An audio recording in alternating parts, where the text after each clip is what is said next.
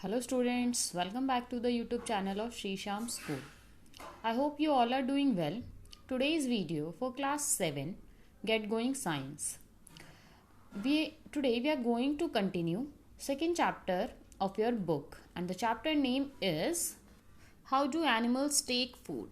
We had already done 4 videos on this chapter. Today is the 5th video for this chapter and the last one is also.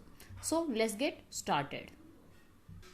So students, we were discussing about digestion and we were also talked about types of teeth and esophagus, stomach. Today we are going to study about a small intestine. What is small intestine and what is the work, what is the function in digestion process. So let's start. The homogeneous semi-digested food passes from stomach into the small intestine. Homogeneous का मतलब क्या होता है, जो food है वो एक uniform mixture बन गया है. सेमी डाइजेस्टेड जो आधा पचा हुआ खाना, वो देखिए सब इससे पहले हमने स्टमक पढ़ा था. स्टमक के बाद जो फूड है वो कहाँ आता है, स्मॉल इंटेस्टाइन में.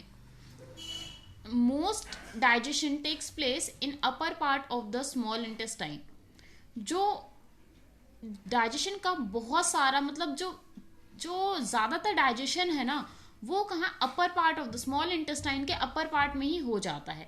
ऑलमोस्ट सारा का सारा फूड डाइजेस्ट हो जाता है स्मॉल इंटेस्टाइन के अपर पार्ट में. Here the food is mixed with 2 important secretions from liver and pancreas. यहाँ पे स्मॉल इंटेस्टाइन के अंदर फूड के अंदर 2 नए इंपॉर्टेंट सेक्रीशंस होते हैं लीवर और पेनक्रियास से. 2 नए और गैस्ट्रिक जूसेस या फिर कुछ ऐसे कह लो कि वहां पे क्या है, 2 ऐसे एंजाइम्स होते हैं जो क्या करते हैं, लीवर और पैनक्रियास से सेक्रीट होते हैं, वो इस फूड में मिक्स होते हैं. Some enzymes are also produced by the walls of small intestine. कुछ एंजाइम्स स्मॉल इंटेस्टाइन की वॉल से भी प्रोड्यूस होते हैं, मिलते हैं यहाँ पे. The liver is a reddish brown coloured gland. जो लीवर है रेडिश ब्राउन कलर का ग्लैंड होता है. ये हमारे राइट साइड में सिचुएटेड होता है, just above the stomach, stomach के जस्ट ऊपर. It is the largest gland in our body. हमारे शरीर का सबसे बड़ा ग्लैंड लीवर ही होता है. It secrets a green liquid. ये एक ग्रीन कलर का लिक्विड क्या करता है, सेक्रेट करता है, जिसको बाइल कहते हैं, बाइल जूस या बाइल कहते हैं. लीवर देखिए कौन सा लिक्विड सेक्रेट करता है, bile. Bile is temporarily stored in a hollow pear shaped organ.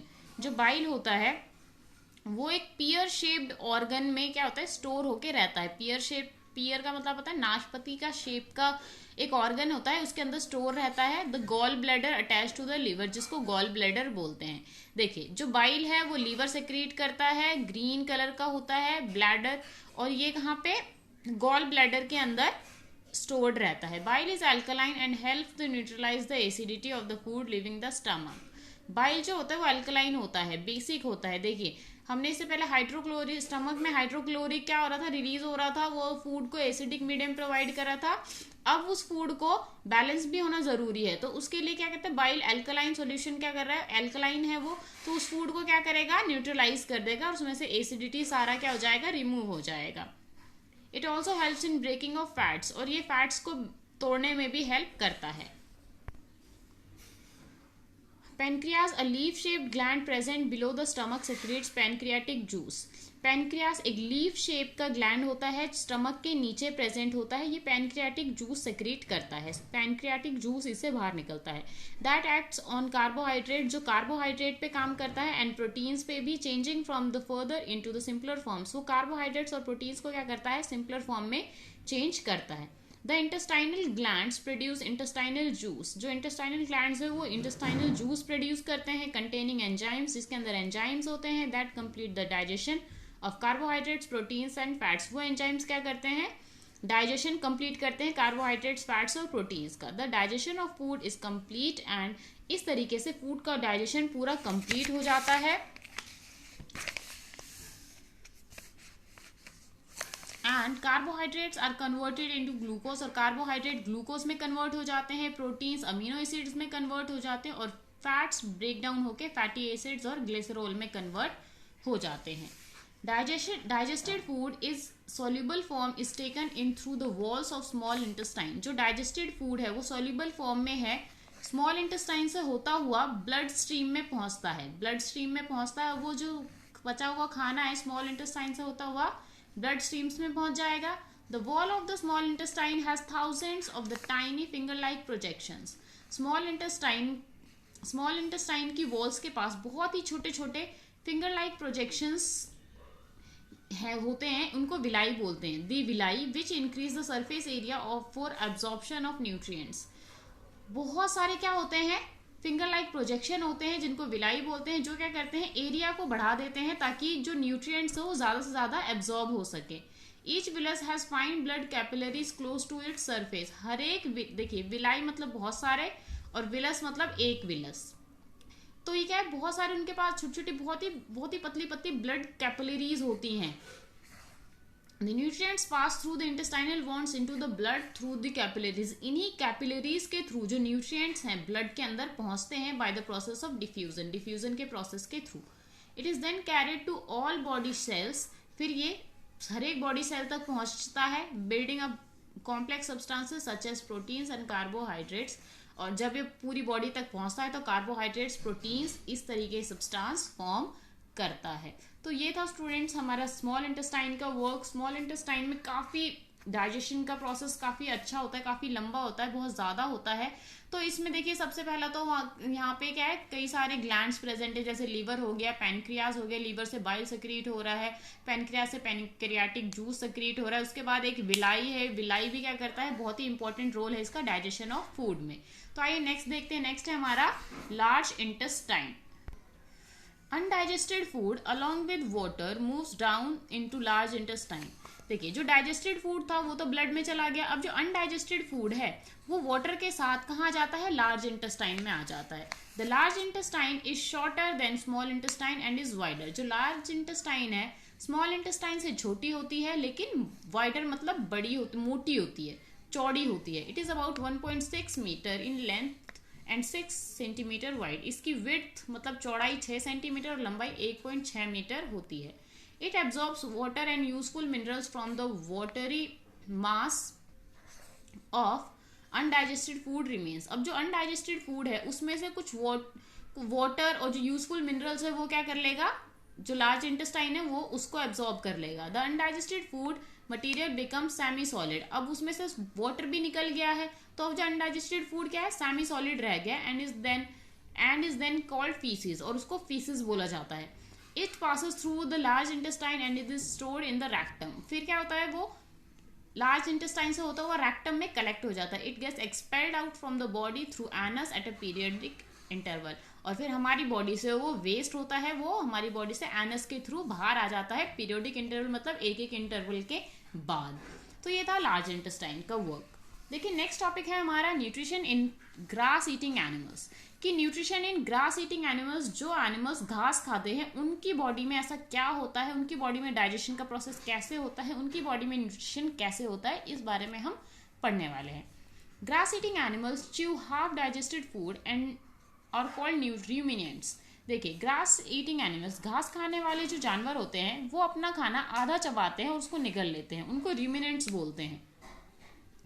They ruminate और bring back the swallowed food to chew it again. वो क्या करते हैं, जैसे एक बार जब उन्हें खाना मिलता है वो जल्दी जल्दी खाना क्या करते हैं, आधा चबा के पेट के अंदर निगल लेते हैं. फिर जब खाना खत्म हो जाता है तो वो फिर उस खाने को वापस मुंह में लेके आते हैं और फिर उसको रूमिनेट मतलब चबाते हैं अच्छे से, और फिर वो वापस से चबा के फिर खाया जाता है. Observe the cows, buffaloes, goats chewing continuously at rest even when they are not eating. आपने देखा हो गाय भैंसों को, वो कुछ खा भी नहीं रही होती फिर भी उनका मुंह चलता रहता है. इसका मतलब यही है कि वो जो पेट में उनके खाना जा चुका है वो वापस मुंह में आ रहा है और फिर उनको चबा रही है वो.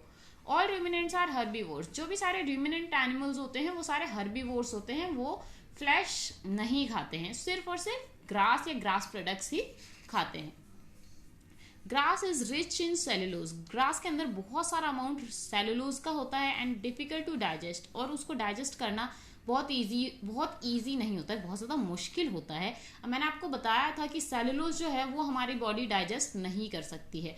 देखिए ग्रास में सेलुलोज होता है और ये जानवर की बॉडी है तो इसको डाइजेस्ट करना भी उनके लिए भी ईजी नहीं होता है.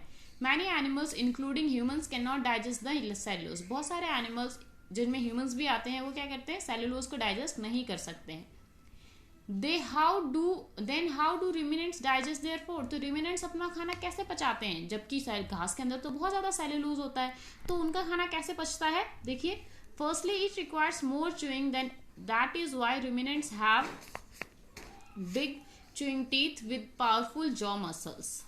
देखिए, उसको चबाने के लिए बहुत ही मतलब बहुत ही चौड़े दांतों की जरूरत पड़ती है, इसलिए उनके जो दांत होते हैं, ruminants के दांत जो होते हैं बहुत ही बिग होते हैं, और क्या होता है, पावरफुल, उनकी जॉ होती है बहुत ज्यादा पावरफुल होती है, ताकि वो उस फूड को अच्छे से चबा सके।